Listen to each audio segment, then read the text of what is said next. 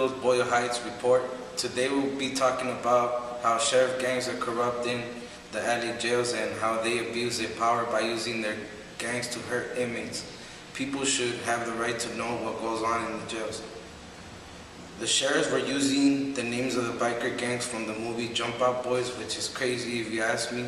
According to Simon Wilson, the sheriffs were living out in 1980s bromance flick from the Jump Out Boys. The names of these gangs were 2000 Boys, 3000 Boys, Green Reapers, the Regulators, and the Vikings.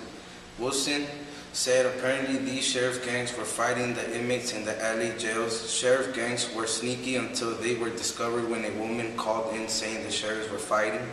That's when they found out about the 3000 Boys and the Vikings. There are also racist and white supremacist sheriff gang members that are running the sheriff's department. These gangs are used in jails to retaliate against other deputies and inmates. As part of these inappropriate alliances, the gangs are given privileges that they should not have.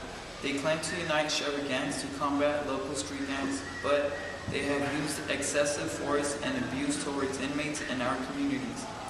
Recently, these sheriff gangs have been active, trigger-happy and willing to cover up each other's gruesome crimes. How many innocent victims will be abused by these sheriff gangs? The people who should be managing the corruption are the supervisors of the sheriff's deputy, but they aren't doing their job. Sheriff supervisors are not doing their job because the OG sheriff are deputies that have worked in jails for many years and are granted the title of OGs, which is short for Original Gangster.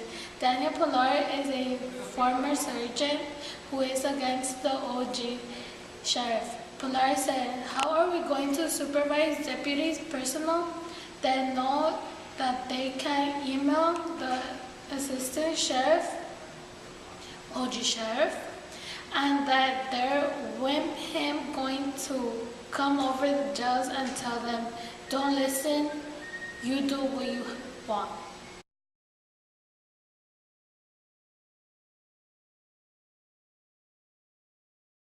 In 1990, the way how sheriffs were behaving is what brought the Vikings into the public eye.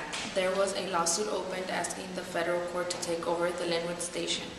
For example, some of the things going on were the deputies once shot a dog and tied it under the commander's car. Some deputies also smeared feces on a supervisor's engine. They are also accused of being racist. For example, there was a map of the Linwood station in the shape of Africa. Also a racist cartoon of black men, also the mock ticket to Africa on the wall. So the U.S. District Judge Jerry Hatter concluded that there is many sheriffs involved in racially motivated hostility against black and Latinos. It's up to us as a community to put an end or do something about this matter and let our voices be heard. I invite you all to come to the candidates forum to check out the candidates and say whatever you feel you want to say and the changes you want made to this community.